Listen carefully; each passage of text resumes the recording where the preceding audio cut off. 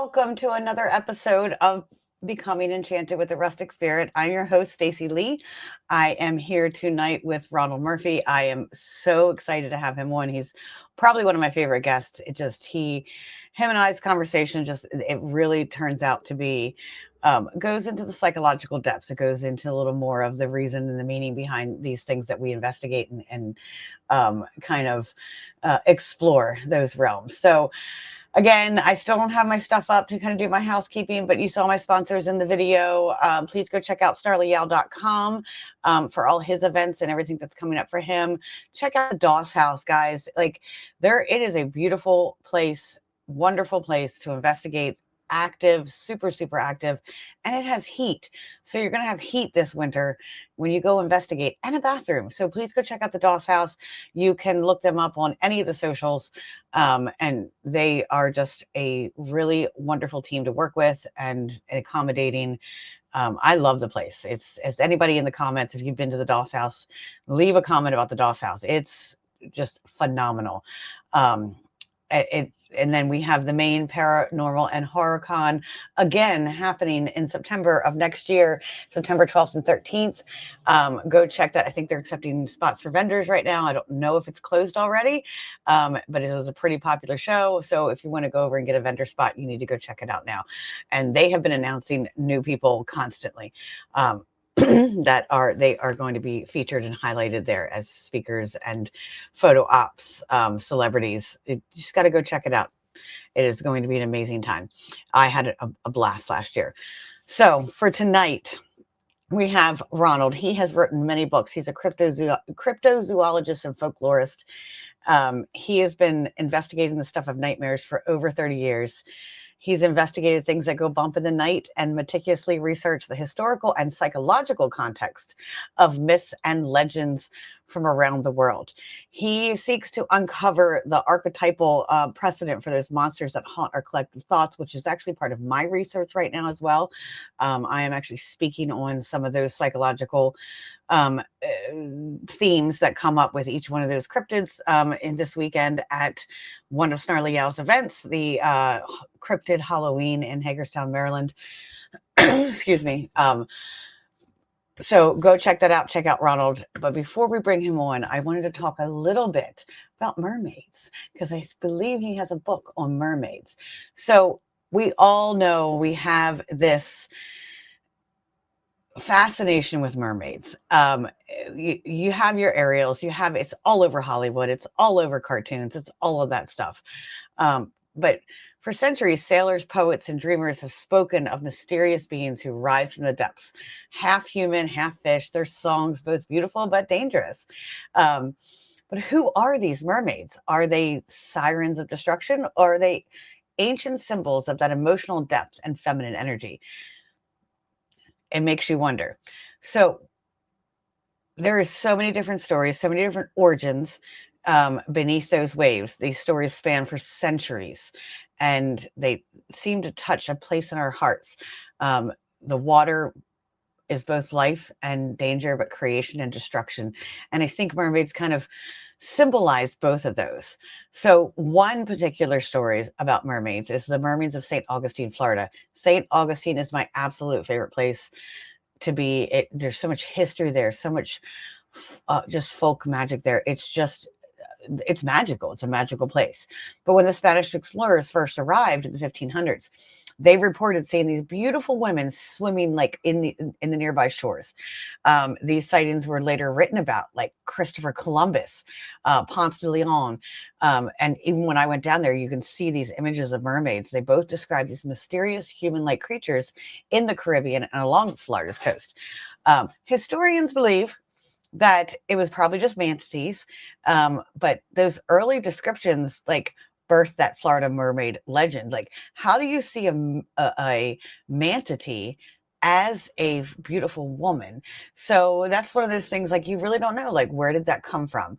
The Florida mermaids are a symbol of discovery and illusion, how our desires and dreams can shape what we see. So were these sailors who had traveled all across the Atlantic finally get to land and see these manatees close to land, and they see these manatees, and they're mind sees them as women. But what about the songs? Like, do manatees make songs? And that's something that we all have to think about. But they also connect to that energy of transformation from explorer to believer. It's that physical to the mystical, and it's just very fascinating. So obviously, Ron has wrote a book about that.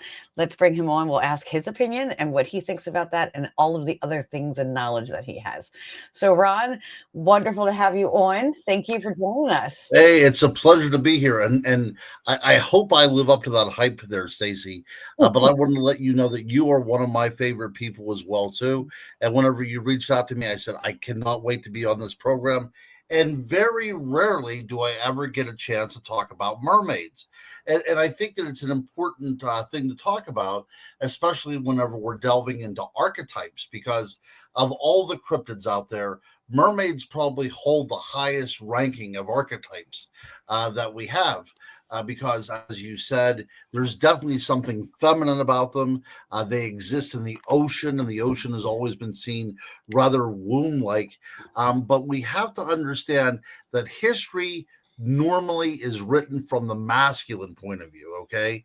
And women, intelligent women, magical women, are an affront to the patriarchy, right?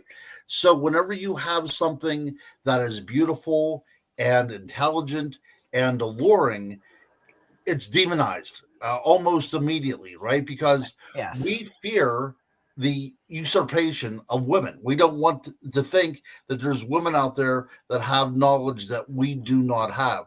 So the mermaid in the Middle Ages. Now we have to understand when we're talking about the Middle Ages, we're talking about an age of faith, right? And it's not any faith, it's the Catholic faith. So we're talking about a world that's defined by the Bible, and it's defined by church teachers and everything. So this is a demon-infested world, and this is a world haunted by spiritual warfare. Everything is looking to claim your soul, and mermaids became the poster child for what men need to stand against. So if we think about it, the ocean is a chaos, right? It gives and it takes away. Women are chaos. What exactly? A beautiful chaos. Right, I'm going to go there. Yes. And so you have to be wary about where you dip your toes, right? Mermaids lead men away from the stability of the land, and then they enter into their other world. And once in that world, all the rules are out of play then, right? Because we're in another environment. So they were seen as temptresses. They were seen as, the devil's minions and all these other things. Their main goal was to tempt. Now, when we get to the Renaissance, whenever the focus shifts from the heavenly and the divine, and it shifts to the microcosm of man, and humanism takes hold, then you see the mermaid in a different light. Now mermaids are swimming in perpetual baptism, in a state of grace, even. Oh, And wow, they're seen as a figure that is really kind of stainless, right? And you see in that period of just a few hundred years how that story has changed so drastically.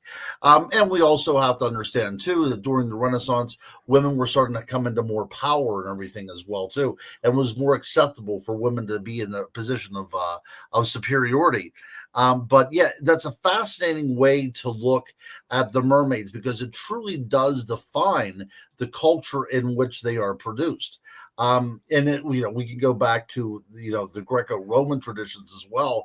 Whenever we see Odysseus tied up to the yard mast, right? And he wants to hear the siren songs. He wants to, but it's so alluring that it will drive you mad, and you'll jump overboard just trying to get to the source of that music. It's the ultimate temptation, it's right? It's the ultimate one of temptation. the 7 deadly sins, if you even want to, right? That's right. But in order to sin, you have to submit to it, right? Yes. So it's better not to tempt yourself. So don't listen. But Odysseus was so overcome, he had to listen. So he had his men stick wax in their ears, so they couldn't hear anything, and they tied him to the mast so he could hear, but he could not leave the ship and go into his watery death. So he would be able to hear, and it almost drove him mad because he was so overcome by the siren song. And we still get that to this day, right? People talk about the temptation, about the sirens singing their song and working their magic, because it is beauty and it's danger all at the same time. And mermaids definitely reflect the undomesticated, right? Because mermaids cannot be domesticated. The wild, the chaos, the chaos, which in reality, every man wants that, right? But very few men would admit to that, because once you admit that you want the wild and the chaos and all that other kind of stuff, what you're saying is you are giving up that masculine part of you that is in control. Right, exactly. Control. Exactly. Yep. It's all about control, right? Do you feel like it was almost I want to get to this question that Damien had, but first I want to say, do you feel like it was these sirens or these mermaids, when they were depicted, or women in general, when they were depicted as temptresses, as evil, do you feel like it was like, okay, I don't have to have accountability for my actions. I'm going to blame, the reason why I'm tempted is because of you, not because of my own need or desire. Right. But for most of the history, that's all the way it's always been, right? Women are wanton, they're unbridled, they give their themselves over very freely to their lusts. And it's up to man, who is composed of reason, to resist such things, right? And that's that balance. We do need that, like the masculine and feminine, not talking gender wise, but like we both can have both. Well, we definitely can have both. That's exactly right. But there's something about a woman tempting a man, right? So in the notion of courtly love, it's usually not very mutual. There's usually not love involved. The matter of courtly love, by its very name, is that it's a relationship of convenience, and it's a relationship in order to get ahead, right? Like a business. It's a business transaction. That's exactly right. But in the ways of the mermaid, again, you're in a foreign area, you're out in the ocean, which is a dangerous place in and of itself, and you're confronted by something that is sort of human. And if you are not on guard, then you could lose your physical life to them, which of course is a mirror of losing your soul as well too, to the damnation of giving into your lust, because that's really what this is all about. This is about men who are at sea, who have lustful thoughts, and they project it onto the environment. And as you said about St. Augustine is by far one of my favorite places on earth. I've been to Scotland, and I've been blessed to go to a lot of places around the United States, but really St. Augustine is one of those places with the history and the beauty that is quite striking, right? I mean, in the United States, if we think about this, so St. Augustine was founded in 1513. That is 4 years before the Protestant Revolution. So it's like mind-numbing to think about how old St. Augustine is. And we're bringing with it, whenever St. Augustine is being established, we're bringing old world beliefs and customs into the new world. So it's shaping what we believe here as well, too. And at the time, the Spanish were Catholic, I believe, whereas the English were Protestant. I think that was like, right? There was not yet, because okay. No, because Martin Luther will nail his theses onto the Wittenberg Cathedral on October 31st, 1517. So this is 1513. So we're still an age of faith, right? Okay. So as we are looking at this, then we are remembering now. We are bringing the Catholicism and the worldview of Catholicism to a primitive world, a world that in many ways the travelers reflected as almost a new Garden of Eden, where the temptations were exactly the same and they needed to be avoided, or we would fall back into another fall of man, which indeed did happen, right? But I agree with you.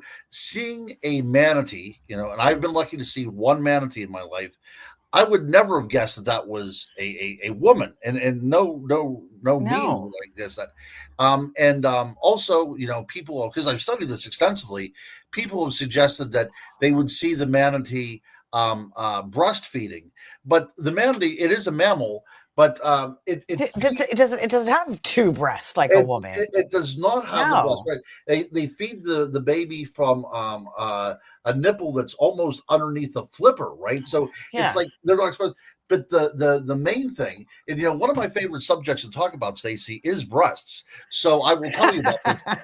So the main hallmark of mermaids, if you look anywhere, It's the it's breasts, it's the the bare breastises, breasts. right? Exactly. So Uh-huh. so these guys out on the ships, they're looking for anything that might have boobs, right? And the manatee does not cut it for me.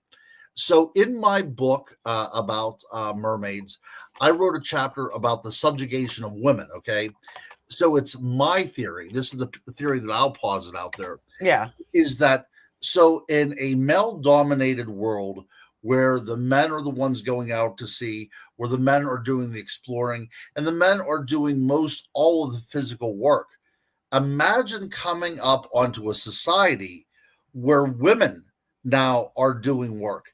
Hmm. And it's been shown in places around the Philippines that in the culture that was contacted as exploration was going on, that culture had their women going out diving for sponges and collecting food from the sea, just like hunter gatherers, except the women were working in the ocean rather than in woods or in meadows or whatever. So they were doing all their work in the ocean.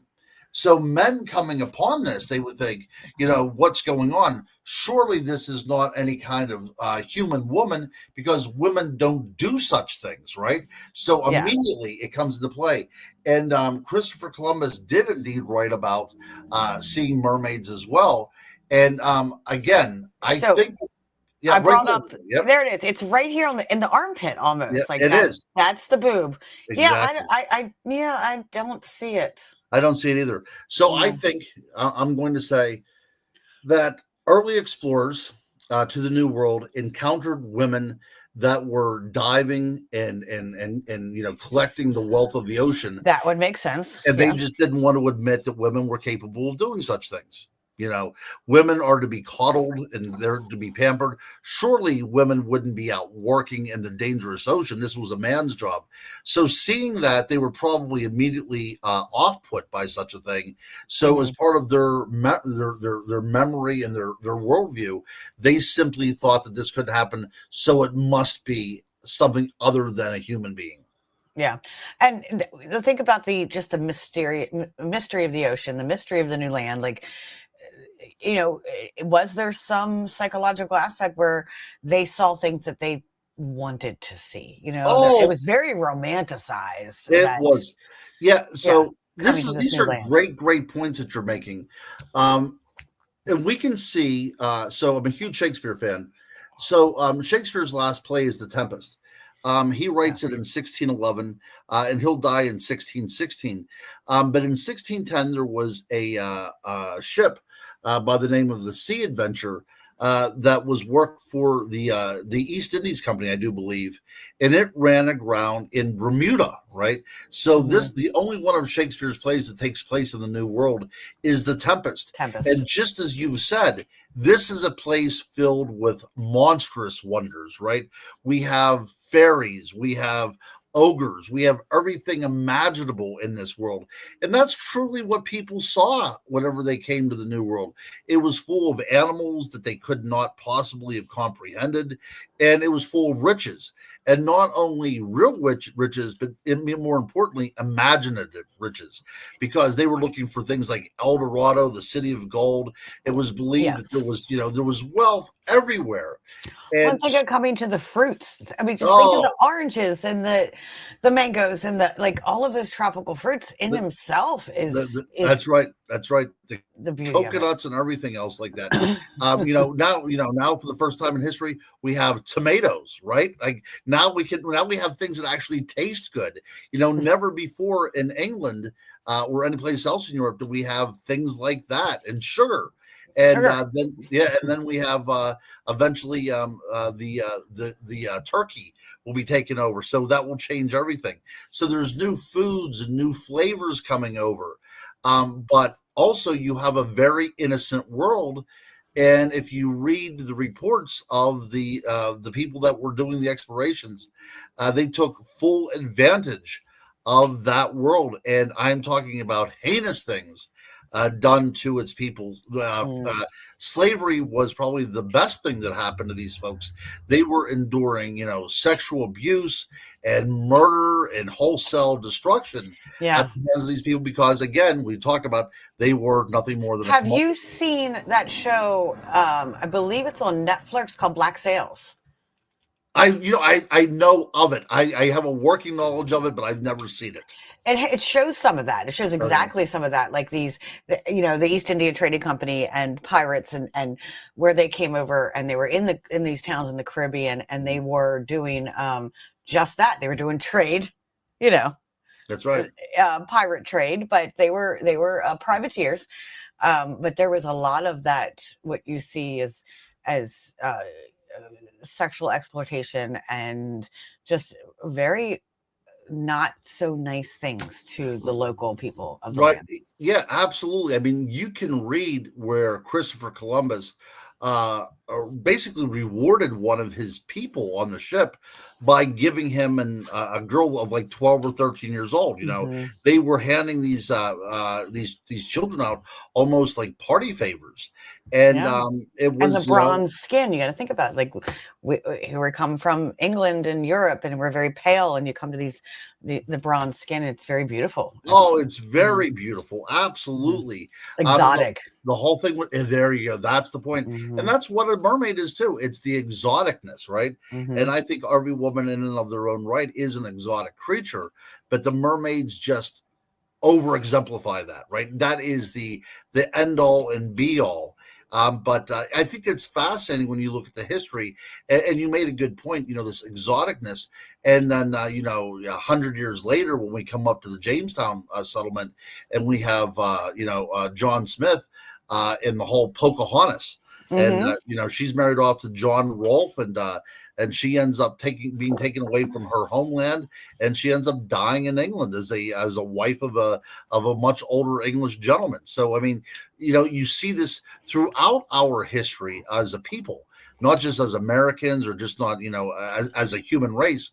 We see that when we come upon a culture that we see less than ours, somehow less than ours, we take a full advantage of it. And the first people that Christopher Columbus came in contact with no longer exist. So Hmm. their culture is gone. We have a few of their words that exist, like the word hammock and barbecue. Those are all from that particular culture, from that Tiano culture. But we probably could have learned so much about them, how they incorporated their women into such jobs as seagoing, foraging, and things like that. But that's Hmm. all lost to time. It is. I want to bring up what Damien said. It just wasn't the time when we were talking about earlier. Is it possible mermaids are aliens and use UFOs to travel? Because let's think about ancient alien theory. Because I know you've studied some of that. There are some ancient alien theory that brings in mermaids. What are your thoughts on that? Yeah. Well, I always look at whenever it comes like mermaids that these are tales told really so entwined with nature itself. I don't think there's really any technology needed to explain them further. I can think of no stories where a mermaid is seen as something that's extraterrestrial or otherworldly. They're always seen from this world. But we're dealing with cultures that are trying to put everything into perspective the way they see fit. So it's very possible what we call, demons and all that stuff, where they could be talking about aliens. But as far as I'm concerned, as far as a folklorist and a researcher goes, I don't necessarily tend to think that there's any kind of alien involvement in this. Okay, I respect that. I don't know. I can't say that I have a set theory on mermaids. They fascinate me. Mm. Damien also says, like, talking about how the Earth is older than water. and older than the sun. So water is alien also, and Earth was water before it was inhabited by water beings. Mm. So I think that brings up the question for me. Do you believe that a mermaid is a mythological creature, or do you believe that they're real? Do you I believe that think they're right. So I like to look at the same perspective as the alchemist, right? okay? Who saw this world was full of elementals, right? So in order to negotiate and to deal with the world around you, you had to know what was out there. So in order to do this, they personified all the elements as having, an attending spirit to them. So the water actually had a mermaid attached to the water, right? Mm-hmm. So this is the intelligence that you work with. The reason why that makes sense is I've had a few people report to me witnessing a mermaid or hearing a mermaid in places that are man-made. So Okay. in man-made lakes, as if they were not there naturally, but were there once the waters came in, that they belonged more so to the water Water than that. spirit, so to Yes, speak. yes, Hmm. yes. Yeah. Rather than that geographical area. Yeah, that makes sense.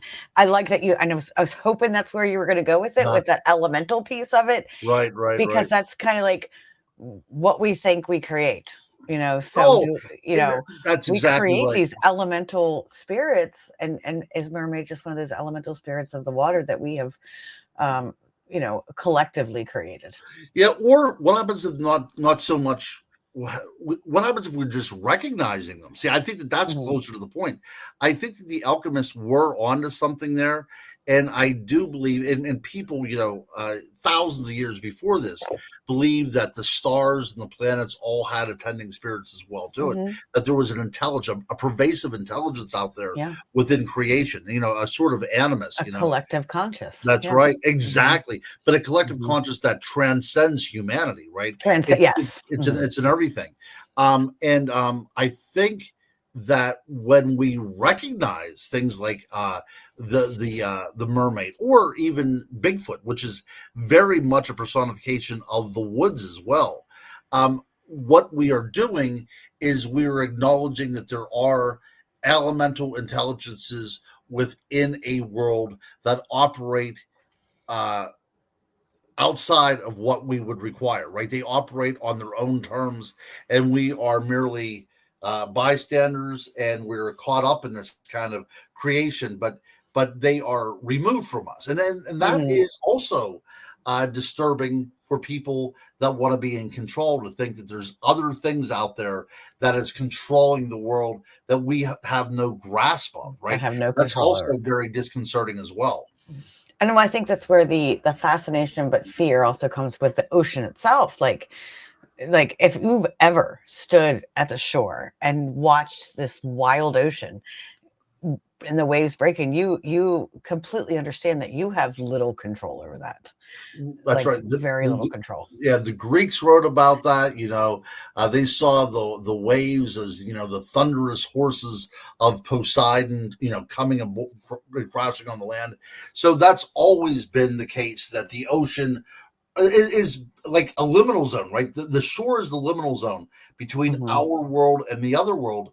And if you step too far over that liminal zone, you're now at the mercy of everything that's out there. So I think that's a great way to look at it. I mean, this is very Jungian in a lot of ways. There, The we way, were just talking about Young last yeah, night yeah, or the way last we see week. ourselves. Yeah. So what these are archetypes because they make sense not to only to me, Hmm. but if you go to Australia, they have a mermaid tradition as well too.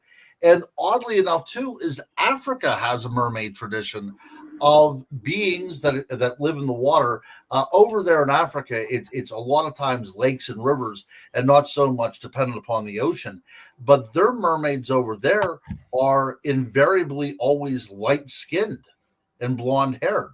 So Hmm. there's something to be said about that as well too. Even in cultures where with this kind of phenotypical manifestation isn't seen as widely, they're still seeing it as part of their legends, that these Hmm. are creatures that are different than the majority of the people that live in and around there.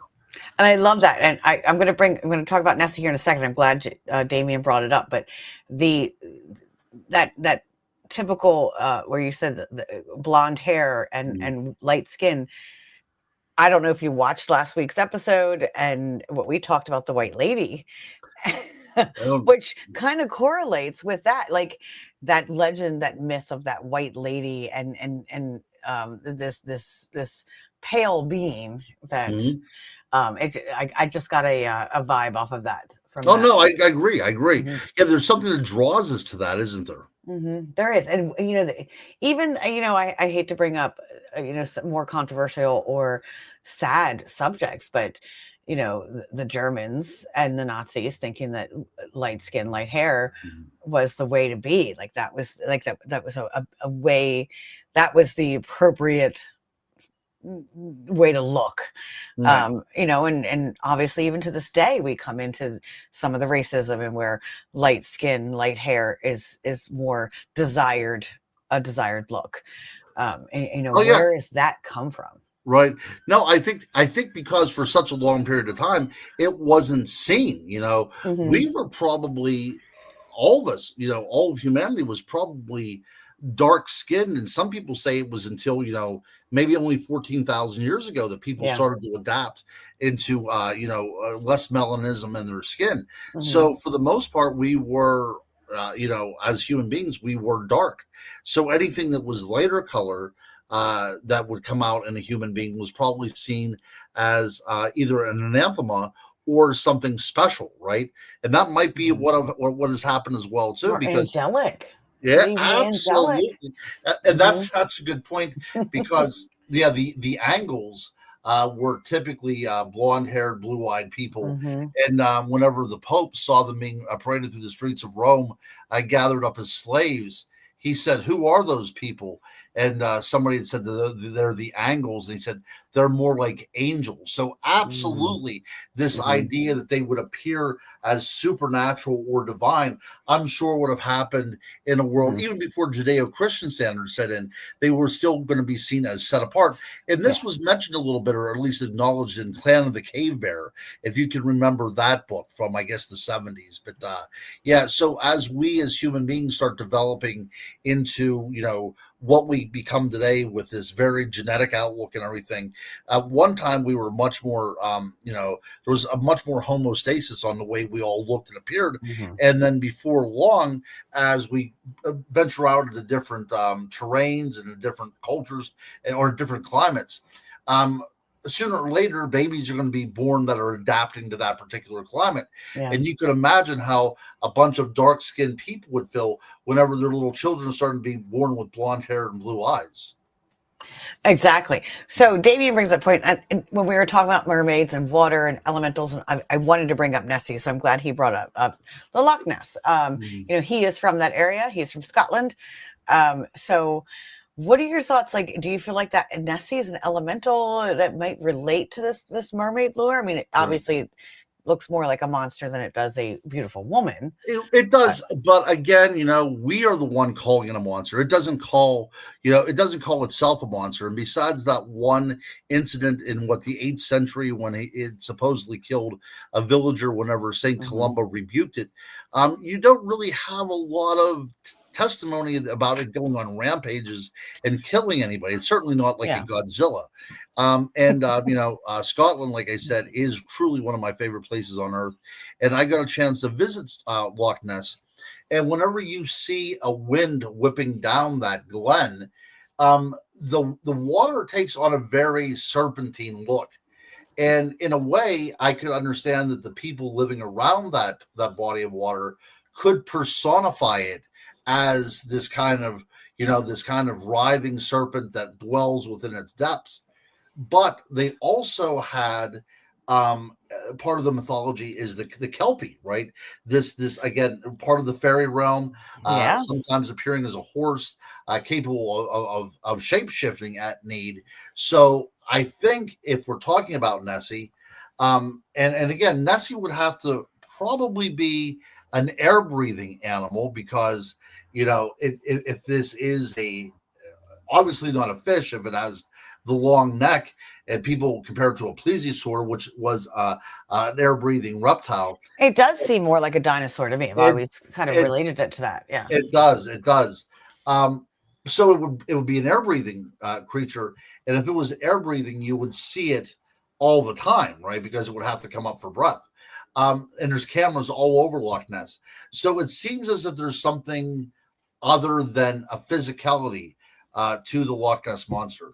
And if you go to the museum there, they have two very fine Loch Ness museums, but one of them does point out that all the study that's been done in the loch and all the environmental DNA and everything, there are still strange sonar hits. There strange things still exist that are anecdotal enough to allow people to keep on believing in the possibility of something existing within those dark waters. There's a lot of mystery in water. There is. Like There is. we haven't explored the water as much as we've Uh, explored everything else, even right. space. Right. So, Mhm. so water can even be used for scrying. It can be Mhm. used as a way of seeing the future, and there's portents in the water. And when we dive into the water, we are definitely leaving again, like we talked with the mermaids. We're talking about the mermaids. We're leaving one world and entering into another world. So you have all that stuff going on, and Mhm. in England, this is one of the best places to look because England has such a tradition of how the water works in relation to human beings. You look at the Arthurian legend, and you have the Lady of the Lake, which is Mhm. probably a fairy that lives there. You have the idea of sacred groves and sacred fountains and pools. Like Glastonbury has those as well. So I really think that when we look at England, we see all these great traditions in the very primitive mind that sticks with us to this day, that there is a sacred intimacy within the world itself that we have left behind, unfortunately. I'm going to disagree that we haven't left it behind. I believe it's still within us, and I do believe it's that feminine energy we're talking Mm, about, that divine, not divine, that free flowing wild self. Even women itself. mm, I work with a lot of women in my practice and helping them getting back to their divine feminine mm, and to their feminine self, because there's so many women in their masculine. So I think we're a masculine forward world right now, mm. and I don't believe it's lost. I believe we are starting to rediscover that feminine self. Oh, I agree with that. I absolutely 100% agree with that. Yet nothing is ever lost, but it can be forgotten. Let's put it that way. Forgotten. Yeah, Yeah. and that needs to be remembered. We have to go into a remembering in order to figure out our place in this universe. I really put it down to well, a couple things. So we will talk about the Judeo-Christian experience here for a second. So the word Hagia Sophia, the Holy Ghost, that is a feminine word, right? And Mhm. and if we look at a lot of Celtic traditions, the Holy Spirit is often seen as a feminine part of the Trinity, but that's always glossed over. Nobody talks Mhm. about that, and we do know for a fact that in Ireland women were held in very high regard, even within the church itself. Some women maybe even being priests in the very early Middle Ages. So we know that the Celts, different from most other parts of Europe, were looking at women in leadership positions. They had no problem doing that with at all. But if you ever met a powerful woman from Scotland or Ireland, you don't want to like be on their bad side anyways, because they tend to be very powerful people. But I think that we take a lot away from even our dogma in relation to the Judeo-Christian point of view, especially the Christian point of view, because we so often eliminate women. And that's not the way it was ever intended. That was a concerted effort by the Catholic Church to remove women from power and to take away their basically any powers they did have, and put them under the margins of history whenever they should be right there, front and center. Yeah, I agree. Ian brings up the Celtic tradition revolves around Tiranaag, which is like that water culture and that water. And obviously, in what I do with Freya as well, what I do in my work, I work with elemental. I work with that elemental beings, and water relates to emotions. Like, and we are in a day and age where emotions are not okay. We're not Yeah. okay to have emotions, and we don't know how to emotionally regulate. So that's another way we would kind of push that away, put those Yes. emotions away. Right. So to piggyback on that, because I think that's a good point, Stacy. Oftentimes, whenever you're looking at haunted locations, water is involved as well too. That's almost like a Yes. catalyst.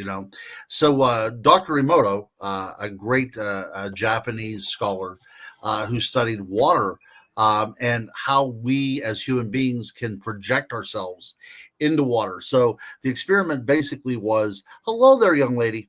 He says hello. Yeah, you can tell us what you think about this as well too. So he would take She can't hear you. he would take samples of water, right? And he would either wish good things on the water or bad things on the water. And if he wished good things on the water, it would often have very beautiful crystallization to it, right? But if you wished bad things, and you had like a mismatch of different designs and everything. So it seems as if we ourselves are able to project an imprint upon the water itself. Now, that being said, Yes. Are you maybe going to go there? Are you going to talk yes, I about the am. That's right. experiments? All right. Yeah, yeah. So maybe all of our legends and everything is because we have imprinted upon that environment our feelings and our wishes and our desires and all that other kind of stuff. But the way we have to look at this, even to go further, I don't think people understand how much power that we do have. So it's also been a lot of studies about how you not only talk to water, but how you talk to plants, right? If you're very nice to a plant, it tends to grow better. And if you're nasty, It it does. it does. It does. So think about how talking to a child, you know what I mean? We don't think about that kind of stuff. And not only that, but I do believe in this universal frequency, energy, this interconnectivity of everybody. Okay. Hmm. So imagine that, you have a rock and you throw it into this great universal pool.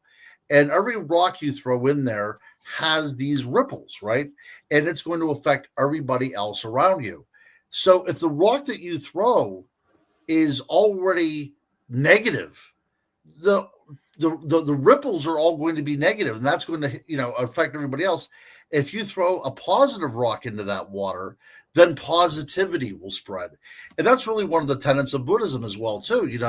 To go around and wish every living thing goodwill. That Yeah. if you do that, then not only does the world change within me, but the world now slowly begins to change with everybody else because I'm going to be affecting everybody else in a positive sense that I'm around.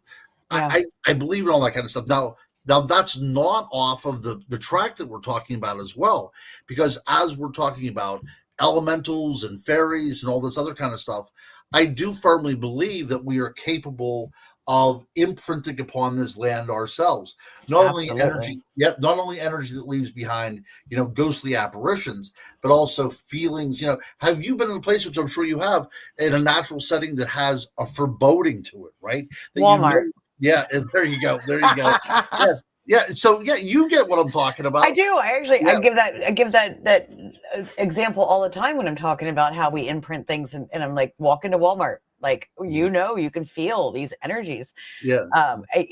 With the water thing, like, and how you were talking about, like, throwing that negative pebble and all that. There's science behind that. They've done There is. experiments on water, Mm, and they've said nice, kind words to water, or mm. they've been mean to water, and they freeze it and they look at the crystals underneath of it, That's right. and the crystals are beautiful in the water that was talked to kindly, and they're not formed well in the Mm. ones that was talked to. That's right. So That's right. And as I yeah. said, I can only think about how that interacts on a Hmm. child, the development of a child Exactly, or any because other we're all human being. water. We're all, that's right. That's right. And we all have a desire to be Hmm. loved, right? That's the other thing Hmm. too. That's a universal need. And how often in this world we Maslow's over hierarchy of needs. exactly, exactly. See, we can definitely bring all kinds of psychology into this as well too, Hmm. because it is part of who we are as human beings. Everything that we're talking about, whether it's Bigfoot or Dogman or any of this other kind of stuff, people may think that it's a little bit, loony, I guess, or we Hmm. shouldn't talk about this stuff. But like it or not, archetypes and the folklore and paranormal is all embroidered into our very DNA.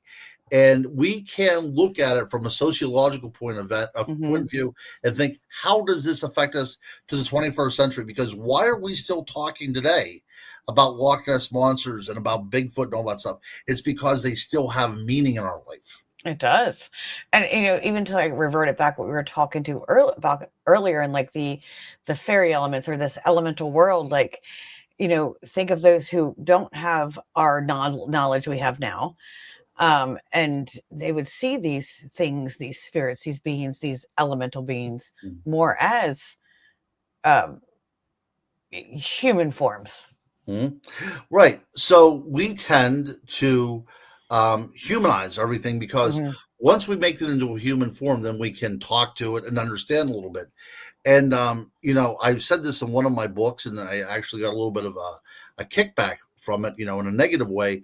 But I said, one of the worst things we've ever done was we created God in our own image. Now, of course, in the Bible, it says God created us in his image. His image, yes. Yeah, that's right. That's a little bit, to me, that's a little bit egotistical, I think.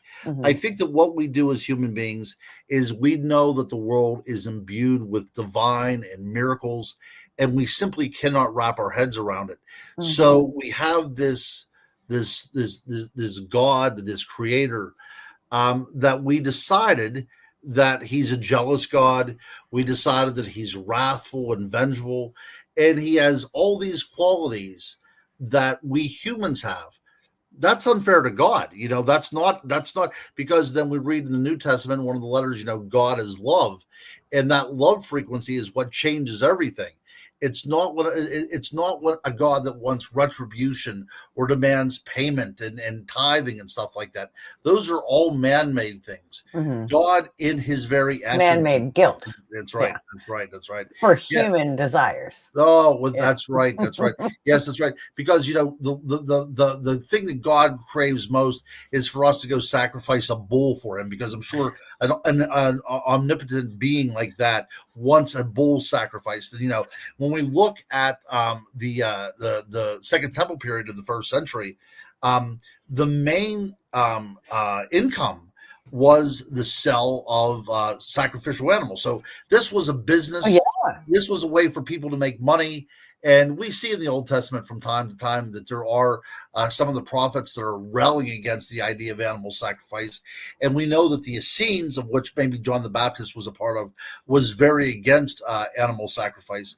But again, we as human beings need that. We need visual, understanding. We need to make money. We need to do all this kind of stuff. So we have taken God and we've also made him part of the economy as well too. And that's a terrible thing to do. It has. Damien is definitely getting very religiously philosophical when he's talking about Adam having a wife and Eve before Eve and not cast from his rib, but cast from the same clay, equal in all aspects. Yeah. But it's not talked about. And there is like, we don't know the truth. We don't know the truth of Adam and Eve. And we know what the Bible tells us. And there is a piece of faith that comes along with, understanding different religions, but that I believe Damien's talking about Lilith, right, which again is a feminine energy that is more of a temptress, is more of a free spirit, more of a someone who holds her own. Right. Well, let's talk about Lilith. Another archetype. Yeah. Yeah. Oh, absolutely. So Lilith was consubstantial with Adam. She was made from the same dust and the same, clay that he was made out of. Yeah. So she wasn't made out of a part of him. She was made of the same substance as he was. So they were already equal in that regard. And as it goes in the Judaic tradition, that Lilith wanted to be in control for sexual activity, right? She had desires and she wanted to be in control. Adam would have none of that because it disrupts the masculine flow of things, shall we say. And for this reason, she was excommunicated out of the Garden of Eden Mm-hmm. because he was feeling threatened in his masculinity. She was demonized. Yeah, that's exactly right. She Mm-hmm. was demonized to the point that she goes out into the wasteland that surrounds the Garden of Eden, and there she encounters the devil himself, Mm-hmm. and they have children. And because she was thrown out of the Garden of Eden, she tells her children How did that I they. miss this comment? Avoid the redheads, firecrackers. Oh, I saw that. I saw that. Absolutely. Yes, yes, yes. Thanks, Damien. I Yeah. just recently went back to my red hair. I've tried my whole life to get rid of my red hair, and I finally was able to get the late blonde. And then I was like, I'm ready to go back. Yeah, back in the day, whenever I had more hair, you could actually see some color in it. And I tended to be a little bit on the ginger side. I agree with you, Damien. Control, but not controlling the pure feminine. And I think it's like a lot what Ron is saying. Like it's this free flowing chaos, lack of control, flowing with the world. Not trying to control it, and more living with everything that kind of flows around you. I keep saying flow, um, but yes, it is. I think that is like that's why the feminine aspect of self gets locked away a lot. It does. It does. It gets definitely suppressed. And Hmm. in the history of womanhood, probably the greatest sin is powerful women and knowledgeable women having to suppress their knowledge and their skills and their talents. Yeah, I'm going to disagree with that. I think it takes both a male and female. I think it needs to be a partnership, a team. Because have you ever seen me when I'm hangry? Hmm. But no, I'm not saying. But I do agree. But I don't think it's just one person. I believe that comes back into that control and that power and the lack of collectiveness, the lack of more of that individuality sense, like where we have become an individualistic culture where instead of a collective culture. And I think we are a collective being, not one person in control. Okay. We work as a team. It's a team effort. I So like that. More cooperation. it is because we are all part of that collective conscious. Mhm. And like what you were saying earlier about how, or what you mentioned earlier, like the God created us in his image. Mhm. Yes, this is our human form, but Mhm. if we really look at the image of God, it is that collective conscious, depending, Yes. regardless of what religion you follow, your supreme being, your collective conscious, it is love. Mhm. It is. So, maybe it wasn't a physical sense of what we Mhm. look like, but what's in here and our Right. love. Hmm. That's right. And I like that too, because I think that we as human beings not only need love, but I think that we are programmed to love as well too. And this Hmm. world just destroys it. It It doesn't take does. very long. I mean, it's easy to lose that because in order to love somebody, you have to be vulnerable, and not only vulnerable, but you have to have this certain to borrow from a French philosopher, you have to have this poverty of love where you empty Hmm. yourself out completely and you're left with no audaciousness, right? You're Yeah. sitting there before the person say, "This is who I am," and you leave all of your guards down, and it's easy to be hurt and rejected in that form. So I think that's one of the reasons why this modern world of ours, it's so easy to find somebody that will reciprocate what we're feeling. Hmm. It is, and I'm gonna bring it back around because we started this conversation on mermaids, and Damien's like, I feel like he's on my path tonight because he keeps bringing things up. Female of the species is more deadlier than male. Sure, that was a song to take mermaid men jump into sea, seduced. I think he's talking about seduction, but our mermaids. Let's end it on this because we're almost out of time. Sure.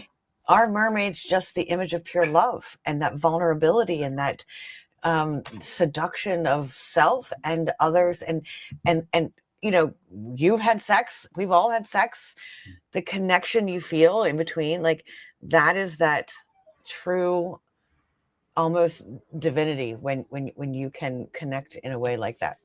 Right. And I do firmly believe in the notion of sex magic too, right? Hmm. I'm I know we've actually, talked about that a lot. yeah, yes. I'm actually working on a book right now about sex magic called the Intimacy of Intention. Yeah. That whenever you go into a relationship, that there has to be intentions and it has to be shared, and it's easy to have it manifested whenever you have that kind of power working together. But yeah, absolutely. We so often, and this is another show, of course, and we can talk. Mhm. What's so great about coming on your We'll show? have you on again and we'll talk about another subject. I'm Yes. looking forward to that. But yeah, absolutely. So we don't believe really that we as human beings are as magical and powerful as we are, but we certainly are. It's actually 10 months, Damien. That whole 9 months is a myth. I don't know where that came from. We were actually pregnant for 10 months. Mhm. But yeah, so mermaids, like maybe they are just the epitome of true love and real love, not Well, just love to I'll, fulfill yourself. Yeah. I'll go with that. I will go with the unbridled love, that wild love Hmm. that we need, that people are willing to jump into the waves for. Yeah, exactly. That true passion of life. So Beautifully I said. love it. So in our last couple minutes, tell people where they can find you, where, you've written many, many books. Um, where can people find you at to go buy your books, and what is coming up next for you? Sure, sure. So, I you can find my books at Amazon. You know, everybody's on Amazon nowadays. You can look me up at Ron dash cryptoguru.com. That's my website. You can get books on there as well too. Ronald Murphy on Facebook. Go ahead and like me. I would love to talk to people as well too. And I will be this Friday. So this is on right this second. So this is live. So if anybody is in the Western Pennsylvania area, I will be doing a discussion on the squonk, which is a crypto. Oh, Yeah, we have to talk about sometime. I'm going to try to do Squonkapalooza next year. I hope so. I hope so. And I'll be talking about that at Indiana University of Pennsylvania, which I'm so glad that colleges are now opening up the doors and allowing people to talk about this on an academic level. So I'll be doing that on Friday at IUP, Indiana University of Pennsylvania. All right, that is amazing. And I just put some of your links in the comments. So please go out and check out his website. I believe I was looking at it earlier that the book links will directly take you to the Amazon It to will. buy your books. It Go will. read the mermaid book. Go check it out. And yes, if you guys are in the Western PA area, please go out and check Ron. If you are in the Central PA or Maryland area, come see me this weekend. I'll be running the podcast. I'll be speaking. It's just 3 great speakers. And I will have my brand new candles, including my Wendy candle that I just recently made. So, but thank you, Ron, for being on. Are you okay that I call you Ron? I've always called you That's Ron. perfectly fine. I know No, you're no, no. always say That's Ronald, but yeah. yeah. Well, I always put that down just to sound more important than I am. Yes, and thank you everyone that's been in the you are important. Well, I What are you talking appreciate that. about? You have written I have all the books here. I have a hard time getting them into the book portion. They're all in my head. Yeah, it's a very very hard thing to do, but yeah, I've been blessed. But hey, it's people like you that makes me want to write more because I love to have a forum like this where we can talk about strange and Hmm. unusual things. I love it. I love it. And I love how we bring in that psychology and all of the things. And make it a little deeper than just, hey, let's go get scared. Exactly, exactly. Let's talk more about those aspects of it. So I appreciate you all and everybody that's been here tonight and commenting. Thank you for jumping on. I think we've had a lot of great comments tonight, a lot of a great participation. You guys are I'm here because of you guys in the comments and you guys watching right now. If it wasn't for you, I wouldn't be doing this. I'd just be sitting in the corner, maybe crying my eyes out. No, just kidding. But thank you all for being here and liking and sharing and commenting. Please keep it up. Again, if you missed the live episode, you can go back on YouTube and you can watch it on YouTube. You also can find us on Spotify, iHeart, Amazon, pretty much anywhere you can find a podcast. You can go back and look at it. It takes about 2 weeks for me to get everything edited and uploaded. So you can see this episode in about 2 weeks from now or listen to it in your car about 2 weeks from now on your favorite podcast channel. So Ron, any final words before we end it out? Now, thanks a lot for having me. This was one of the best conversations I've had with anybody. This is great. And it was great to get these questions from the audience as well. Yes, it was wonderful. Thank you, Ron. Thank you, Thank everyone. you, thank you, And thank you. everybody have a wonderful night. And don't forget to fill your cup first. You can't pour from an empty cup.